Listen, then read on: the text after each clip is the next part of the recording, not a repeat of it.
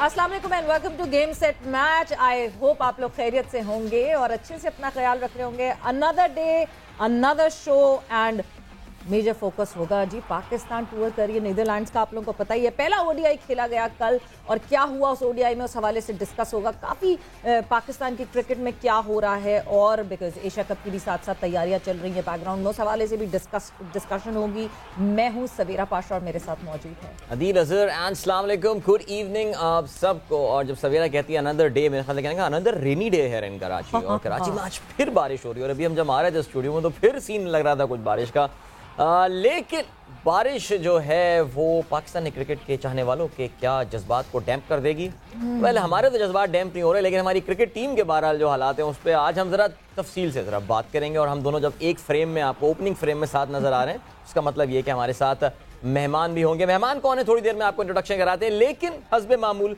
अपने प्रोग्राम का आगाज़ हम करते हैं with what's up in sports. So over to Savera. So what's up in sports, जब हम व्हाट्सएप इन स्पोर्ट्स की बात करते हैं तो सबसे पहले बात की जाए तो जाहिर सी बात है, मैंने जिस तरह कहा था कि tour to Netherlands Pakistan team वहाँ मौजूद है, पहला ओडीआई हो चुका है, उसके हवाले से तो हम बात करेंगे। मगर सबसे पहले एक और खबर जो कि बड़ी खबर, फ्यूचर टूर प्रोग्राम्स एफटीपी का ऐलान कर दिया गया और पाकिस्तान क्रिकेट बोर्ड ने साल 22-27 का जो है वो एफटीपी का ऐलान किया है, जिसमें हम भरपूर क्रिकेट खेलेंगे या नहीं खेलेंगे वो तो आगे जाके अभी आपसे बात करेंगे, डिस्कशन करेंगे तो पता चलेगा। खैर कौमी टीम जो है मजबूरी तौर पर 27 टेस्ट, 47 वनडे, 56 टी20 मैचेस खेलेगी। आईसीसी फुल बोर्ड मेंबर्स जो कि 12 हैं, उनमें से 10 ममालिक पाकिस्तान का दौरा करेंगे, जिसमें इंग्लैंड, न्यूजीलैंड, जनूबी अफ्रीका, श्रीलंका, बांग्लादेश और वेस्ट इंडीज़ की टीमें टेस्ट सीरीज खेलने पाकिस्तान आएंगी, जबकि अफगानिस्तान, ऑस्ट्रेलिया, आयरलैंड, जिम्बाब्वे की टीमें महदूद तर्ज की क्रिकेट खेलने के लिए पाकिस्तान का दौरा करेंगी। पाकिस्तान 2 ट्राई सीरीज मुल्क की जो है ट्राई सीरीज भी खेलेगा और 2 ट्राई सीरीज भी होंगी जो कि पाकिस्तान में खेली जाएंगी। पहली 3 मुल्क की सीरीज जो है वो फरवरी 2025 को खेली जाएगी और दूसरी जो है वो उसके अगले आने वाले साल में खेली जाएगी। इसमें एक बड़ा इंटरेस्टिंग पॉइंट जो आगे चल के हम डिस्कस करेंगे कि 2025 में जाके there is going to be an overlapping of the PSL and the IPL. Wow, चलें जी, लेकिन फिलहाल बात करते हैं हाल की। और हाल में ये कि पाकिस्तान टीम नीदरलैंड्स में मौजूद है। रॉटरडैम में कल पहला वनडे मैच खेला गया, जिसमें पाकिस्तान ने कहना पड़ेगा कि एक सख्त मुकाबले के बाद 16 रन से कामयाबी हासिल की। टी20 में शायद 16 रन का मार्जिन एक रीजनेबल मार्जिन होता है, but in ODI it's a very close match and yes, मौकों पे लगा कि पाकिस्तान मैच हार भी सकता है। Well played to Netherlands without doubt. पहले बैटिंग करते हुए पाकिस्तान की टीम जो है वो 314 रन सिर्फ बना सकी। मैं सिर्फ का लफ्ज़ यूज़ कर रहा हूँ, क्यों बाद में बात करते हैं। नीदरलैंड्स की टीम जो है वो 298 रन बना सकी और ये भी याद रहे कि पाकिस्तान उनको ऑल आउट भी नहीं कर पाया। डेब्यू करने वाले नसीम शाह और इसके अलावा हारिस रऊफ 3 खिलाड़ियों को आउट करने में कामयाब हुए। फ़खर जमान को man of the match award मिला फॉर हिज सेंचुरी। दोनों टीमों के दरमियान दूसरा मैच कल रॉटरडैम में ही खेला जाएगा। बिल्कुल जी, अब बात करें रैंकिंग की तो आईसीसी ने वनडे प्लेयर रैंकिंग जारी कर दी है। कौमी टीम के कप्तान बाबर आजम पहली ही पोजीशन पर बरकरार हैं।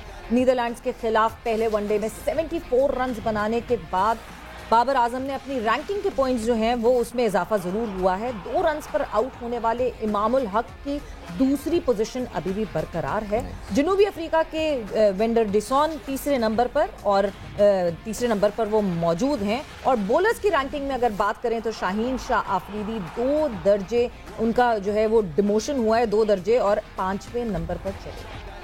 ऑलराइट, आईसीसी ने वनडे रैंकिंग जो है वो जारी कर दी है, तो हमने इसकी बात सवेरा ने कर दिया। शोएब अख्तर की बात है, मैं शोएब अख्तर का ट्वीट निकालना चाह रहा था। मैं शोएब अख्तर ने finally someone has come out and defended Mohammad Hasnain.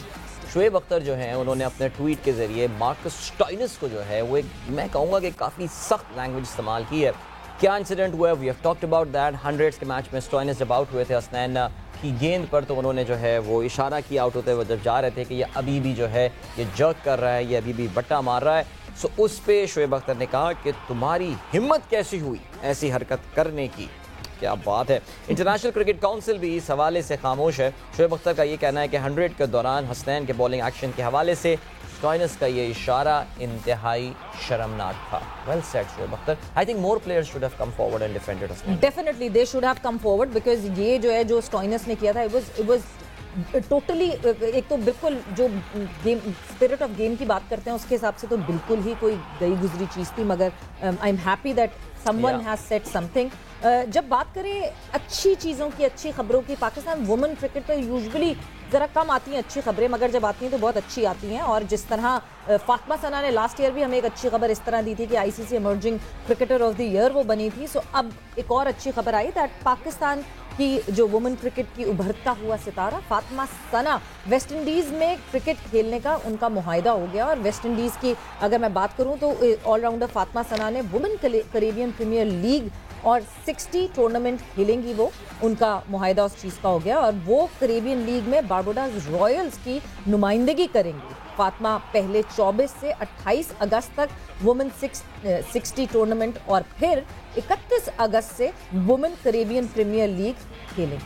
That's pretty nice. I mean, Pakistani खवातीन they are breaking barriers now. Australia women really Big Bash भी खेल चुकी हैं. निदा डार अभी recently वहाँ पे खेल कर आई थी. Now Fatima is doing great माशाल्लाह. I mean, एक अवार्ड जीतना आईसीसी की तरफ से, इतना बड़ा अवार्ड पहला किसी पाकिस्तानी women cricketer को मिलना, and then playing in the Barbados League with few of the top stars in the world. What a great learning that is going to be there. और इसमें कोई शक भी नहीं है कि हमारी खवातीन की टीम को ज़रा इस तरह के प्लेयर्स चाहिए जो सही मानों में अग्रेसिव क्रिकेट जो है वो ज़्यादा खेल सकें. So that's it for WhatsApp in sports. लेकिन उसके अलावा जो एक बात और भी, एक खबर अभी हाल ही में हमारे पड़ोसी मुल्क से आई है जिसको हम जिक्र करते चलें before we head back to cricket.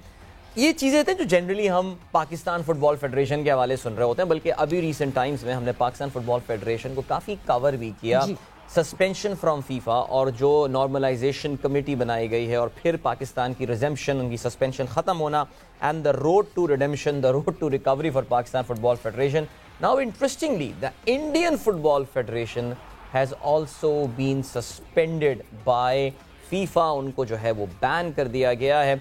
और FIFA को जिस चीज़ से शदीद नफरत है और शदीद चिढ़ होती है वो होती है थर्ड पार्टी इंटरवेंशन. यानी जिस बुनियाद पर पाकिस्तान को जो है वो सस्पेंड किया गया था कि उनको लगा था कि पाकिस्तान की कोर्ट्स जो हैं वो फुटबॉल के मामलात में बहुत ज़्यादा दखलंदाजी कर रही हैं. Exactly for this reason India में भी सस्पेंड किया गया है.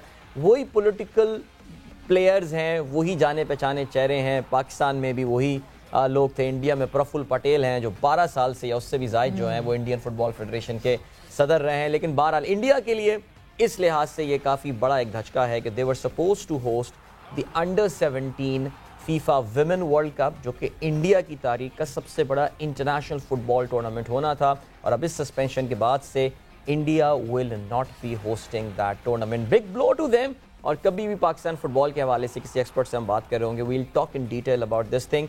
रोड टू रिडेम्पशन इंडिया के लिए क्या होने वाला है, but for now I think that's a big blow to Indian football. लेकिन एक सवेरा बड़ी इंटरेस्टिंग बात मैंने नोट की, वेदर इट वाज पॉलिटिक्स और समथिंग, कल इंडियन न्यूज चैनल में रात में this suspension was being discussed. That actually tells you कि इस पे जल्दी कोई ना कोई जो है एक्शन लेंगे. हमारी तरह पूरे साल 1.5 साल का इंतजार नहीं करना. और जल्दी एक्शन लेना पड़ेगा दिल, बिकॉज एक इवेंट जिसको दे वर लुकिंग फॉरवर्ड टू, मतलब फीफा का एक इवेंट जो है वो करवाना और उसको अरेंज करना, they were looking forward to it. और उसको एकदम से उस पर ये सेटबैक आना एक बहुत बड़ा धचका है, बिकॉज हम अभी उससे गुजरे हैं तो हमें अच्छी तरह अंदाजा है कि हाउ इम्पोर्टेंट इट इज़.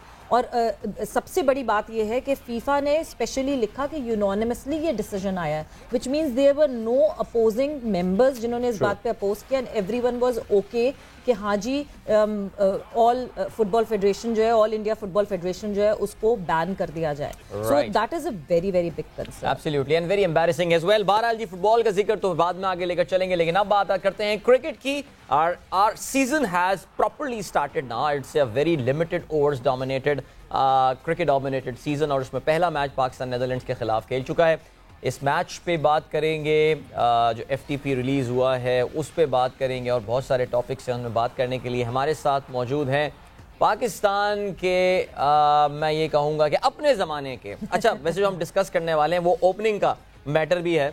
सो अपने ज़माने के टॉप ओपनर थे पाकिस्तान की, जो काफ़ी सारे लोग आर्ग्यू कर सकते हैं या स्टेट कर सकते हैं one of the best test side that we had. उसके मेंबर थे साबिक टेस्ट क्रिकेटर शोएब मोहम्मद साहब. हमारे साथ इस वक्त स्टूडियो में मौजूद हैं. अस्सलाम वालेकुम Shoaib sahab, welcome to game set match. वालेकुम, थैंक यू सो मच। जबरदस्त सारी इंफॉर्मेशन स्पोर्ट्स की मुझे यहीं बैठे मिल गई। तो लगता है अब आपके हर प्रोग्राम में मुझे यहीं कहीं बैठना पड़ेगा। Most welcome. नहीं डेफिनेटली यहीं कहीं बैठे, या फिर आप यू कैन जस्ट स्विच समा टीवी जिस पे 5 to 6 हम लाइव होते हैं, एंड समा के यूट्यूब पे भी जो है हम पैरेलली लाइव जा रहे होते हैं। और उसके बाद भी आप कभी भी जो है वो आप यूट्यूब पे हमें सर्च करें गेम सेट मैच और आपको फौरन हम दिख जाएंगे अपडेट। बट शोएब साहब, सबसे पहले तो गेम सेट मैच पे बहुत बहुत खुश आमदीद, and this is the first time that you are here, I believe, है ना? No, I've been to Sama TV. Game set match में फर्स्ट टाइम है। So I hope कि ये सिलसिला हमारा जो है रेगुलैरिटी में बड़ा जारी रहेगा। And शोएब साहब is one of those people, जब मैं आपको टीवी में देख रहा होता था, one of the most well dressed और बड़े जबरदस्त अटायर, और एक इन्होंने ना अपनी एक ब्रांड बना लिया, एक पर्टिकुलर स्टाइल की ड्रेसिंग, और आज मुझे यहाँ देख के भी अंदाजा हो रहा है दैट वेरी नाइस कॉम्बिनेशन। नहीं, बस ये सारी टीम वालों के साथ मैं अक्सर जब नए लड़के सारे वसीम, मोइन, वकार, आकिब वगैरह, मुश्ताक, इंजमाम, ये लोग हम लोग, मैं इनको ले, इसे कि मैं 67 से इंग्लैंड जा रहा हूँ, बहुत छोटा था, लेकिन तो I know each and every corner around London area. तो वहाँ के हमारे जब टूर होते थे तो मैं यूजली उनको अच्छी जगहों पे न्यू बॉन्ड स्ट्रीट वगैरह लेके जाके, और उनको अच्छी अच्छी चीजें जो पसंद आती थी फिर नेचुरली वो लेते थे। इंतजाम तो कहता था शोएब भाई जिस पे हाथ रख के मैं वो ले लूंगा। ओह वाओ, यानी आप जो है ना वो भी थे, एक फैशन एडवाइजर भी थे टीम के साथ। खैर शुरू में, बाद में असल में होता है ये कि बात जब आप बाहर ट्रैवल करते हैं तो you learn a lot. Absolutely. और फिर at the same time you are an ambassador at the same time, तो ये बड़ा अच्छा एक्सपीरियंस है, और हमारे क्रिकेट में तो बड़े अच्छे एक्सपीरियंसेस रहे। जबरदस्त, दैट इज ग्रेट। चलें जी, इस खूबसूरत सी गुफ्तगू हमेशा जरा टेंस माहौल भी खत्म हो जाता है नॉन, लेकिन टेंस माहौल शोएब साहब, पाकिस्तान क्रिकेट कल मैच तो जीत गए, लेकिन वो कहते हैं ना कि एक तशनगी सी रह गई। आई मीन नेदरलैंड्स, हम बल्कि ऐसा करते हैं कि आपको एक हम ग्राफिक दिखाते हैं अपनी स्क्रीन पे, अभी आपको हम दिखाते हैं। शोएब साहब से थोड़े दिनों पहले इंग्लैंड की टीम जो है इसी नेदरलैंड्स के साथ खेल रही थी, और उन्होंने क्या कहते हैं कुट लगाई उनकी जो है ना वो बैटिंग करते हुए। आपको जरा हम ये स्कोर कार्ड दिखाते हैं इस वक्त, जो कि आपकी स्क्रीन पर अभी नजर आ रहा होगा। Now this is how you play aggressive cricket and this is how you play against an associate side. So पहले बैटिंग करते हुए इंग्लैंड ने जो है वो 498 रन बनाए थे 4 विकेटों के नुकसान पर, और जवाब में नेदरलैंड्स की टीम 266 रन बना सकी। 232 रन तो एक पूरी इनिंग होती है जिस मार्जिन से जो है वो ये मैच जीतने में कामयाब हुए। And just to give you more clear picture कि ये जो टीम थी इसमें 6 से 7 खिलाड़ी ऐसे थे जो इनके रेगुलर प्लेयर्स हैं, जो कि इस वक्त पाकिस्तान के अगेंस्ट टीम खेल रही है उसमें नहीं मौजूद हैं, क्योंकि या तो वो 100 में बिजी हैं या फिर वो T20 खेल रहे हैं वहाँ पे इंग्लैंड में। So they are not available, यानी क्लासन जैसे इसमें बड़ी आउटस्टैंडिंग उनकी परफॉर्मेंस थी, he is not present here. सो ये हाल किया था इंग्लैंड ने जब इंग्लैंड नीदरलैंड के खिलाफ खेली थी। सो मैं यहीं से जरा सवालों का सिलसिला शुरू करती हूँ। शोएब मोहम्मद साहब, आपने कहा कि हाँ जी बाहर जाते हैं तो काफ़ी चीज़ें सीखते भी हैं। सो आई होप कि टीम पाकिस्तान अब जो है अगले ODI में जब उतरे तो सीख के कुछ उतरे, बिकॉज कल हमने ये देखा कि शायद we took it very lighter, या तो हमने बड़ा वो कहा हाँ जी नीदरलैंड ही तो है, 15 रैंक की टीम है, खेल लेंगे जैसे खेलेंगे, but they offered a shock to us. और 16 रन से अगर हम जीत रहे हैं एक ऐसी टीम से जो कि रैंक्ड 15 है और जिसकी फुल फ्लेज साइड भी नहीं हमारे अगेंस्ट खेल रही, तो ये कंसर्न की बात तो है। बिल्कुल सवेरे बात ये है कि 315 रन पाकिस्तान के लिए it wasn't a big thing और आईब्रो रेजिंग। इतना एक्सपेक्ट 300 प्लस रन कोई भी देखने वाला कर रहा होगा, but the point of the matter is वो टचिंग 300 पे आ गए। That was a big thing against Pakistan full bowling almost without Afridi of course. लेकिन ये है कि और लेकिन जैसे आपने अभी अवेयरनेस दी कि उनके बाज प्लेयर्स इंग्लैंड की लीग्स वगैरह में खेल रहे हैं या काउंटी से अगर खेल रहे हैं, तो बात एक तो ये। दूसरी बात ये है कि ये ग्राउंड के ऊपर आप देखें कि ऑलमोस्ट टचिंग ओवर 600 रन हुए। उसके अंदर सिर्फ 9 सिक्सेस लगे हैं। बोथ द साइड के टोटल मिला के बता रहा हूँ 9 सिक्सेस। इसका मतलब है कि ग्राउंड फुल था, मतलब मीटर वाइज उसकी जो लेंथ और जो ब्रेथ जो थी वो कोई छोटा ग्राउंड नहीं था कि जी 300 वो इसलिए कर गए कि वो 298 के ग्राउंड छोटा था। तो इसका मतलब ये है कि वो उन्होंने बैटिंग अच्छी की, हमारी बॉलिंग को उन्होंने ठीक ठाक असेस करके आए थे। हम लोग over cautiously we stepped into the match over cautiously, right, और जिसकी वजह से आप ये देखें कि 19 बॉलों में इमामुल हक के सिर्फ 2 रन करे, और वो भी 6th ओवर के अंदर आउट हुए।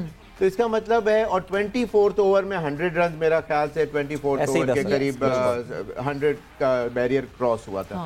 मतलब 25 ओवर तक हम तकरीबन 3.5 के रन रेट से खेले हैं, विच मींस जो अभी मॉडर्न क्रिकेट में टीम्स टेस्ट क्रिकेट इस रन रेट पे खेलती है। जी हाँ, बिल्कुल। तो वो उस पॉइंट ऑफ व्यू से ये स्कोर 350 और 400 टचिंग 400 के ऊपर आना मुश्किल ही था, तो जिसकी वजह से ये इतना बड़ा ये टोटल तो हो सका, लेकिन it was a good game of cricket. Pakistan अगले मैच के अंदर नेचुरली दिल गो ज़्यादा फ्लैट आउट, मुझे अंदाज़ा है कि आई एम श्योर कि अब दोनों टीमों की असेसमेंट हो गई है।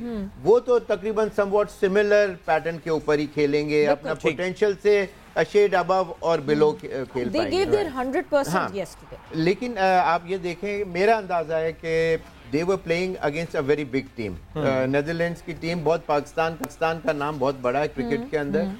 वो उनके कुछ प्लेयर्स पाकिस्तान के नाम के ऊपर ना उसको अपने ऊपर प्रेशर ले गए, और वो उनको उनके खेलने से ऐसा अंदाजा हो रहा था दे वर press for time.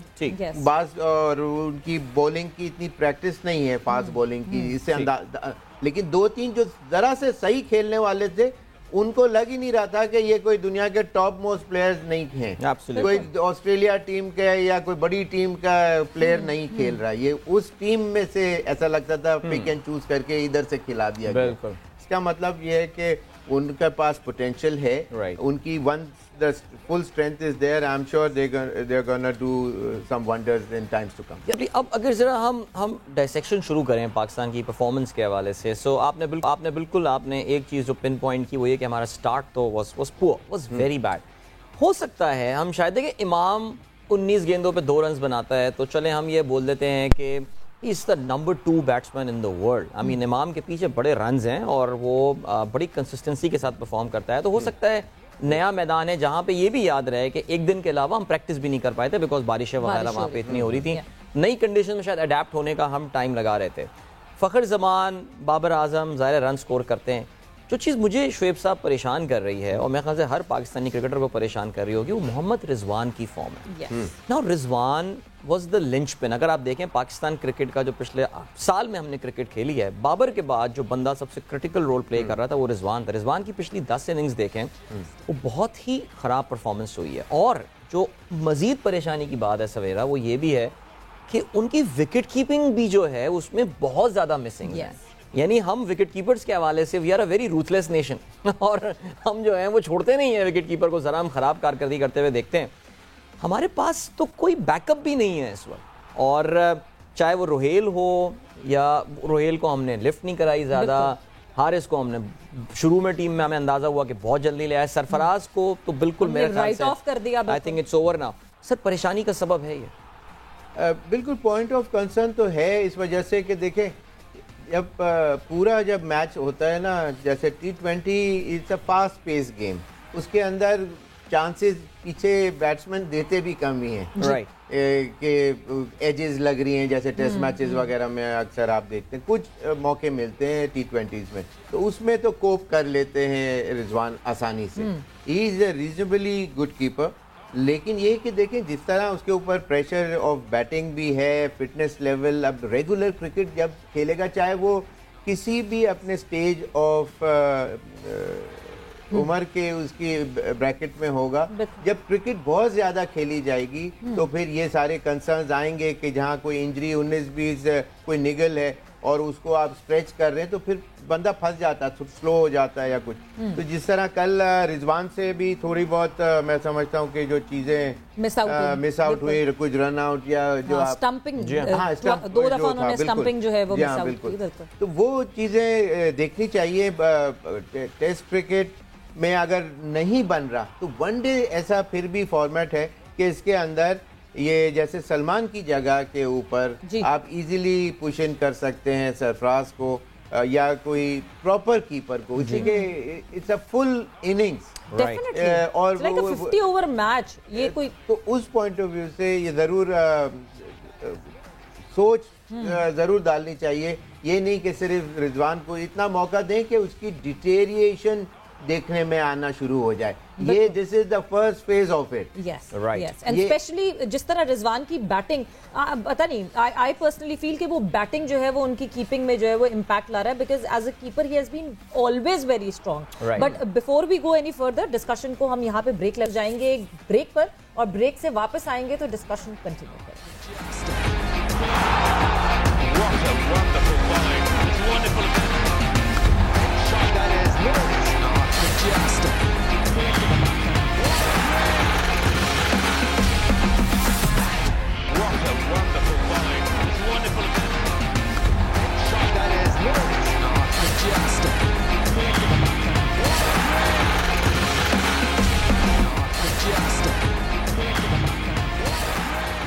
And welcome back to Game Set Match in conversation with Shoaib Mohammad sahab. और शोएब मोहम्मद साहब से हम कंटिन्यू करेंगे, क्या हुआ कल। पाकिस्तान टीम खेल तो रही है नीदरलैंड के खिलाफ, बट कैसा खेली, क्या हुआ, सिर्फ 16 रन से जीत, क्या ये काफ़ी था कि नहीं। मुझे ये अब लगता है कि अब मैं जब सेकंड ओडीआई की बात करती हूँ तो नीदरलैंड की टीम और ज़्यादा तैयार होकर आएगी। आई बिलीव पाकिस्तान टीम को अपनी सारी गलतियों से सीखना चाहिए, बट जहाँ हमने मोहम्मद रिजवान की बात की वहाँ एक कंसर्न ये आता है जब बैटिंग ऑर्डर की हम बात करते हैं कि क्लैरिटी नहीं दिखती। बैटिंग ऑर्डर में कहीं क्लैरिटी नहीं दिखती। आप एक बैटर को खिलाते हैं, आप डेब्यू कराते हैं एक बैटर को, सलमान अली आगा खेलते हैं, आगा सलमान जो कि अब हो गए हैं, सो आगा सलमान जो हैं वो खेलते हैं, मगर आप उनको शादाब से भी डिमोट करते हैं, फिर मोहम्मद नवाज से भी डिमोट करते हैं, इवेंचुअली उनकी बारी आ जाती है, और जब वो आते हैं so he has not got his time, but still he proves there कि you were underestimating him. सो मतलब मुझे ये लग रहा है कि कहीं प्लानिंग दिख नहीं रही, या आपने कुछ प्लान किया हुआ नहीं था। ये बात चीजें सवेरा देखिए, ब्लेसिंग इन डिस्गाइज जी, पूछेंगे वो कैसे।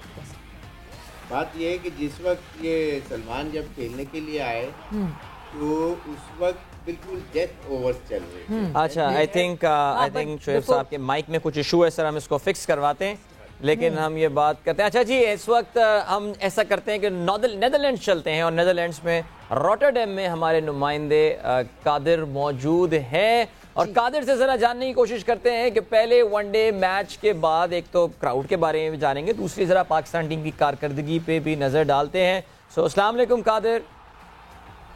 वालेकुम अस्सलाम अदील। कादिर, पहले हम चेक करें, ये फिर देखें, हम यही चेक कर रहे थे कि ये अंदर है या बाहर है, ये फिर कमरे में वापस आ गया ये आदमी। नहीं, मैं उसकी वजह आपको बताता हूँ कि मैं अंदर इसलिए हूँ क्योंकि बाहर बहुत तेज बारिश हो रही है। कुछ छतरी लेने चले जाते, कुछ कर लेते यार, कुछ बैकग्राउंड में दिखा जाते, हम भी इस जमाने नेदरलैंड ढूंढ कुछ घूम लेते हैं यार, लेकिन खैर चलें जी, ओके। तो कादिर, जब बात करते हैं कल के मैच की, तो प्रेस कॉन्फ्रेंस में क्या कुछ जरा पूछे गए कुछ सवाल ऐसे कि नहीं जी 16 रन से जीतना ये एक्सेप्टेबल है कि नहीं है?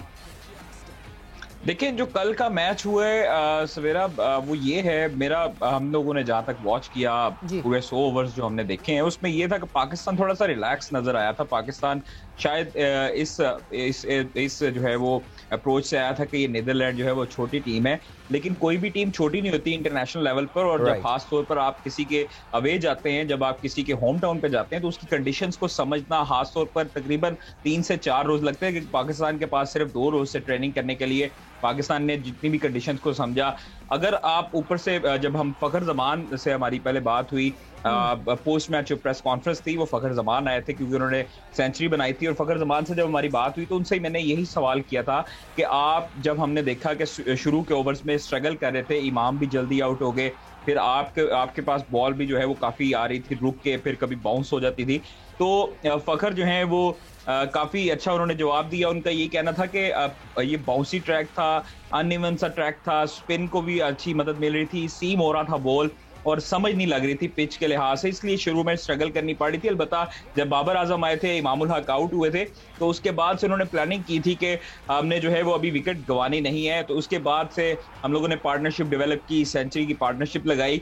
उसके बाद जो है वो बाबर भी आउट हुए, फखर भी आउट हुए, रिजवान आए, रिजवान ने भी इतना खास स्कोर नहीं किया, वो भी आउट होते रहे। अलबत्ता शादाब ने जो है वो नीचे से कमान संभाली पाकिस्तान टीम की। अलबत्ता देखा जाए तो फखर भी यही कह रहे थे कि फास्ट बॉलर्स को मदद मिल रही थी, उनके स्पिनर्स को भी मदद मिल रही थी। पिच जो है उसको समझने में मुश्किल हो रही थी। पिच कोई खास जो है वो क्लियर पिच नहीं होता, जिस तरह आप किसी को कह सकते हैं कि बैटिंग ट्रैक था या बॉलिंग सपोर्टेड ट्रैक था। अलबत्ता वो कह रहे थे कि इसको समझने में थोड़ी मुश्किल आई है। शुरू के जो 25 से 30 ओवर से उसमें समझने में बहुत मुश्किल थी। बॉल जो है वो कभी रुक के आता था, कभी बाउंस हो जाता था। इसी तरह जब फील्ड पे हारिस रऊफ थे तो हारिस ने जब विकेट ली है तो वो शॉर्ट फाइन लेग की जो है वो फाइन लेग की पोजीशन पर वो मौजूद थे बाउंड्री के पास। तो उस वक्त जो है उनसे मैंने सवाल किया, उनसे पूछा कि विकेट कैसा है, तो उनका यही कहना था कि कभी बॉल जो है वो बाउंस हो जाता है, कभी बॉल जो है वो रुक जाता है, उसी पोजीशन पे बॉल जो है वो नीचे आ जाता है, कभी बॉल ऊपर चले जाता है। तो इसकी जो एक इम्पोर्टेंट पॉइंट है वो इसी ट्रैक पे तो फिर नेदरलैंड्स ने भी जो है ना वो बैटिंग की है, और पाकिस्तान के पास आप कह सकते हैं कि उससे ज्यादा एक्सपोजर वाले बॉलर्स मौजूद हैं। हारिस रऊफ पूरी दुनिया में खेल कर आ रहे हैं, लेकिन आप देखें किस तरह उसी ट्रैक पे जो कि हमारे बैट्समैन को प्रॉब्लम हो रही थी, हारिस ने 67 रन दिए against an associate side. Yes, 3 विकेटें जरूर उन्होंने हासिल की हैं।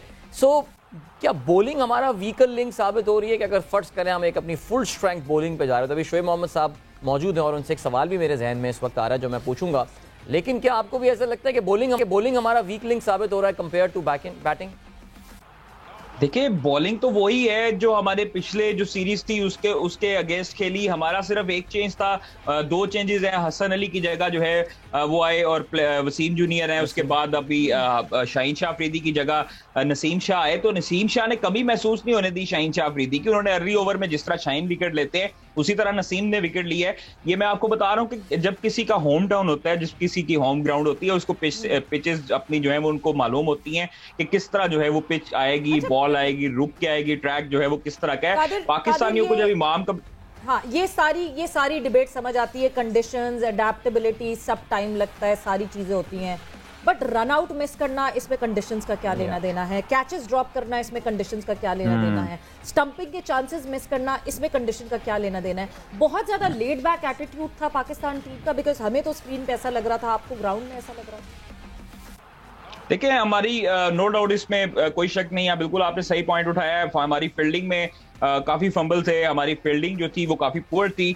आप देखिए कि नसीम शाह के जो है वो 5 विकेट हो सकती थी, हमारे 2 कैचेस ड्रॉप हुए, उसके बाद स्टंप ड्रॉप हुए, उसके बाद फील्डिंग हमारी जो थी वो मिस फील्ड काफी हुई। बिल्कुल मिस फील्ड थी, हमारी मिस फील्ड थी। हमारे ओवर थ्रो के रन्स भी थे, जो शादाब ने ओवर थ्रो की बाबर के पास से, वो एक्स्ट्रा रन्स हुए। हमने प्रेशर अपने ऊपर खुद बिल्ड किया। जब उस वक्त प्रेशर बिल्ड होता है, जब आपको सपोर्ट ना मिल रही हो विकेट की तरफ से, कंडीशंस की तरफ से, उस वक्त आपकी जो है वो आपके कैप्टन और आपके जो प्लेयर्स हैं वो अंडर प्रेशर आते हैं। लेकिन फखर ने यही कहा था कि कोई भी टीम छोटी नहीं होती। फखर से जब मीडिया टॉक की तो उन्होंने ये भी कहा कि जो पिच थी उसके मुश्किलात के बावजूद जो है वो हमने संभाला और ये रन्स किए। ये बड़ी मुश्किल तरीके से इसको समझने में जो है वो देर लगी। तो उस वक्त हमने देखा कि इंग्लैंड का, मैंने उससे सवाल पूछा कि इंग्लैंड ने जो है वो काफी अच्छे तरीके से यहाँ पे खेला, 400 से ज्यादा स्कोर किए, तो उनके लिए भी मुश्किल पेश आ सकती थी। तो वो उन्होंने यही कहा था कि जो नीदरलैंड के बॉलर्स हैं उन्होंने लाइन लेंथ पे बहुत अच्छी बॉलिंग की। इट मींस कि नीदरलैंड के बॉलर को क्रेडिट जाता है कि उन्होंने बड़े अच्छे तरीके से पाकिस्तान टीम को मुश्किलात में डाली रखा और पाकिस्तान के बॉलर्स थोड़ा सा। Thank you so much Qadir, बिल्कुल thank you for taking out time. Rotterdam में मौजूद थे हमारे नुमाइंदे Qadir Khawaja. Qadir will be there, कल इंशाल्लाह हम इनसे दोबारा बात करेंगे ऑफ कोर्स जब दूसरा ओडीआई चल रहा होगा पाकिस्तान नेदरलैंड्स के दरमियान। अभी फिलहाल हम बढ़ रहे हैं ब्रेक की जाने, वापस आके हम शोएब मोहम्मद साहब के साथ अपने डिस्कशन को कंटिन्यू रखेंगे। So don't go anywhere and keep watching game set match. What a wonderful bowling. It's wonderful. That is not majestic.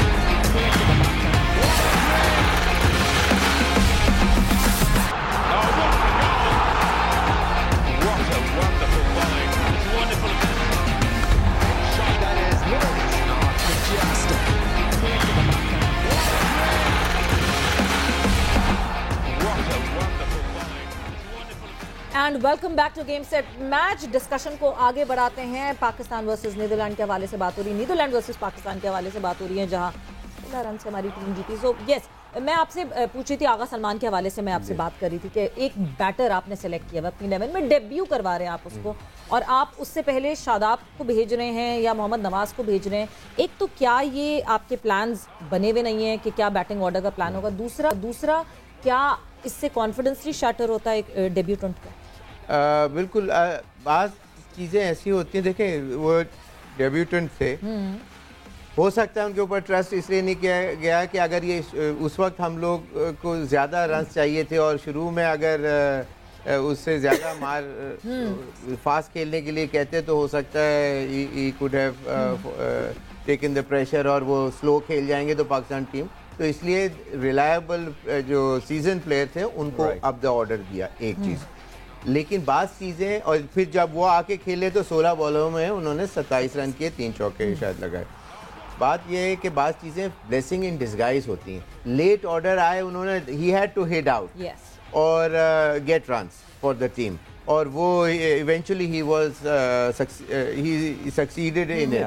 लेकिन देखें, Imad Wasim is one such player जिसको मैं बड़ा पसंद करता हूँ कि वो ट्राइड एंड टेस्टेड बॉलर भी है, he has won you matches at the same time, और लेफ्ट हैंडर का एडवांटेज, और he can hit the ball freely.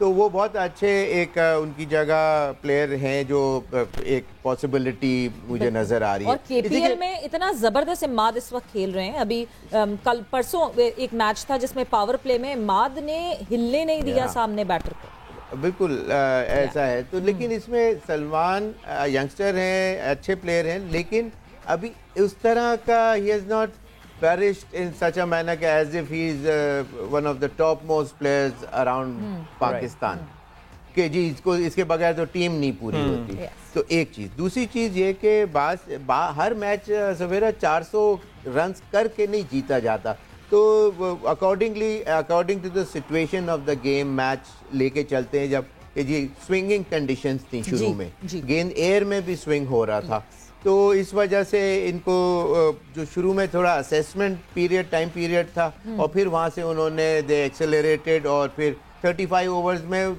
200 runs के करीब होना चाहिए था। फिर eventually they got close to 36 over 37 के करीब, 212 के करीब पहुँच गए थे। लेकिन वो थोड़ा सा मतलब जो 400 रन का टारगेट मैं नहीं समझता इनका टारगेट होगा 350 का, which was a reasonable target against Netherland side.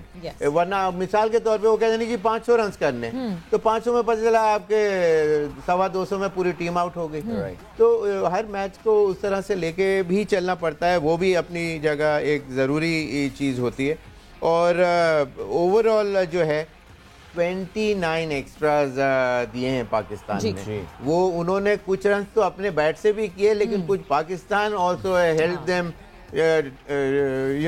Reaching that 300 mark. Naseem Shah was the debutant, मगर नसीम ने जो है वो बहुत अच्छी बॉलिंग की, बट उनको अपने इस एक्स्ट्रास पे बड़ा काम करना पड़ेगा, बिकॉज नो बॉल्स थी और अच्छी खासी बड़ी नो बॉल्स जो हैं वो नसीम शाह ने की। So yes, that is there was a lot of leg byes as well, जिसमें तकरीबन 13 जो हैं वो 13 लेग बाइज से 5 no bowling. Now this is कोई बड़ी टीम तो आपको यहाँ पे तबाही फेर देती है। ये 30 रन है पोटेंशियल, फ्री हिट्स और उस पे छक्के।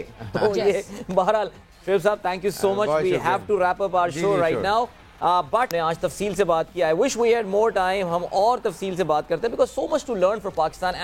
एंड सवेरा, लेट्स होप कि पाकिस्तान कल के अपने एक्सपीरियंस के साथ, जो कल एक काफी खराब सी विक्ट्री थी, उसके बाद Pakistan would do better in the second ODI इंशाल्लाह। डेफिनेटली। एंड इसी के साथ गेम सेट मैच का वक्त खत्म हुआ है। आप लोग रखें अपना ख्याल, टेक केयर, बाय बाय, अल्लाह हाफ़िज़।